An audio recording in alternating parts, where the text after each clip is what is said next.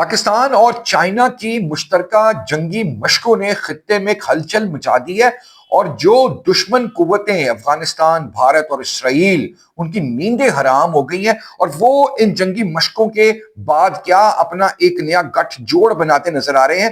کیا ایک نیا جنگی محاذ کھلنے والا ہے؟ تفصیلات آج کے ویلاگ میں ہوں فرحان عباس اور تاریخ ہے آج 2 دسمبر 2025۔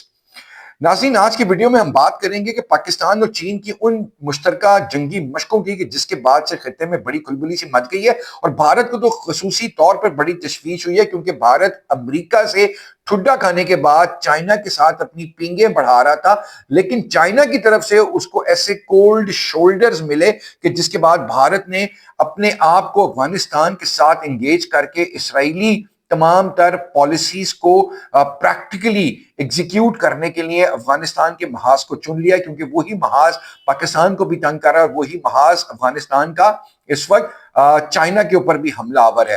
گزشتہ کئی دنوں میں آپ نے دیکھا کہ چائنا کے چائنیز لوگوں پر حملے کیے گئے، ان کو ہلاک کیا گیا، ڈرون اٹیکس کیے گئے اور یہ وہ ڈرونز افغانستان سے فلائی کر رہے ہیں جو بھارت نے اب افغانستان کو پرووائڈ کر دیے ہیں۔ تو اب بھارت اور اسرائیل کو اور افغانستان سمیت ان جنگی مشقوں نے بڑی ایک تشویش میں مبتلا کر دیا ہے۔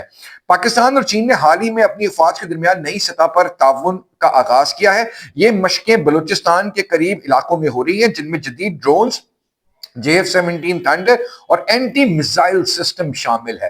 تو بھارت تو ویسے ہی بڑا اس وقت پریشان ہے، تو چینی میڈیا بھی یہ کہتا ہے کہ یہ مشقیں دہشت گردی کے خلاف کارروائیوں کے لیے ہیں۔ اب سب سے بڑا دہشت گرد جو ہے نا وہ بھارت ہے، سب سے بڑا دہشت گرد جو ہے وہ بھارت کی پراکسی افغانستان ہے اور ان دونوں کا جو باپ ہے وہ اسرائیل ہے۔ تو یہ تینوں مل کر جو دہشت گردی کی وارداتیں چائنا اور پاکستان میں ایگزیکیوٹ کر رہے ہیں نا، تو یہ ان کے خلاف پاکستان اور چائنا مل کر ایک لائے عمل، ایک پریکٹیکل اپروچ بنا رہے ہیں، مشترکہ مشقیں کر کے، جنگی مشقیں کر کے، تاکہ ان لوگوں کو تھوڑا سنب کیا جا سکے اور ڈاؤن کیا جا سکے۔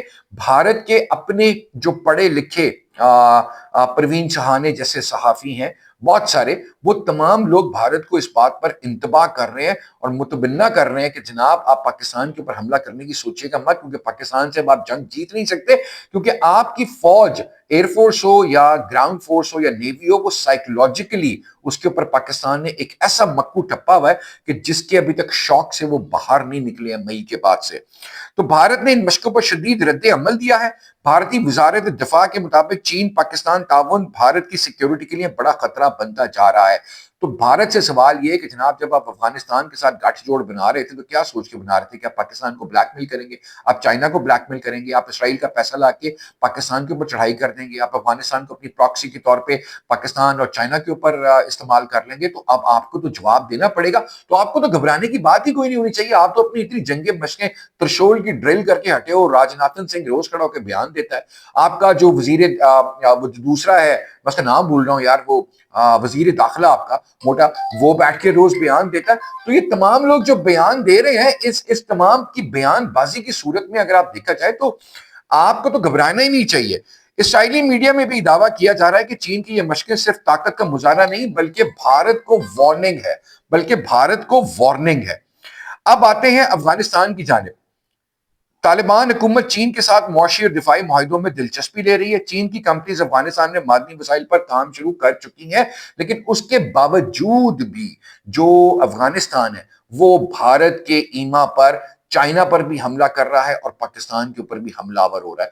تو یہ تو ایک نہایت احسان فراموشی والا کام ہے، کیونکہ چائنا ہمیشہ سے افغانستان کو سپورٹ کرنا چاہتا تھا، لیکن کیونکہ افغانستان پاکستان کے ساتھ ایک جنگی حالات چاہتا ہے اور چائنا پاکستان کا آئرن بردر ہے، اور وہ تو بھارت کے ساتھ جب پاکستان کی جنگ ہوئی تھی تو اس میں بھی پاکستان کے ساتھ صف اول پہ آ کے کھڑا ہوا تھا، فرنٹ پہ آ کے کھڑا ہوا تھا پاکستان کے ساتھ۔ تو وہ افغانستان جیسے ملک کو پاکستان کے اوپر کیسے فوقیت دے سکتا ہے؟ تو پاکستان کی اہمیت چائنا کے سامنے بڑے آئرن بردر، احترام والا رشتہ ہے ان دونوں کا آپس میں۔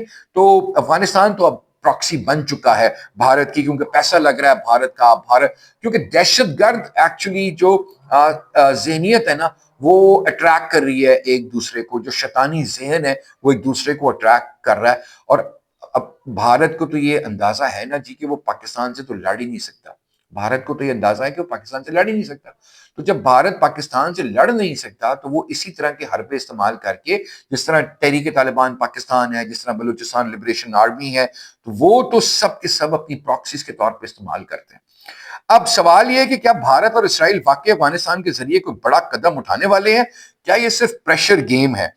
अब आपने अपनी राय में इस बात का इजहार जरूर करना है कि या तो कोई बड़ी गेम होने लगी है, या ये अपने प्रेशर टैक्टिक्स जो अफगानिस्तान के थ्रू अब सामने रख के उसको इस्तेमाल करें, और अफगानिस्तान की जो तालिबान गवर्नमेंट है ना, वो सिर्फ पैसे की भूखी है और अकल की तो बिल्कुल ही पैदल हो गई है। क्योंकि पाकिस्तान ने जितना साथ अफगानिस्तान का दिया है ना, आप सोच नहीं सकते। और भारत आखिरी वक्त में इनको छोड़ के अफगानियों को भाग गया था, और पाकिस्तान ने आखिरी वक्त तक इनका साथ दिया। लेकिन हालात के मुताबिक अब आपके जहन में क्या है कि कोई इसराइल और ये भारत और अफगानिस्तान मिलकर पाकिस्तान के ऊपर को प्रेशर बनाने की कोशिश कर रहे हैं? कमेंट में इस बात का इजहार जरूर कीजिएगा।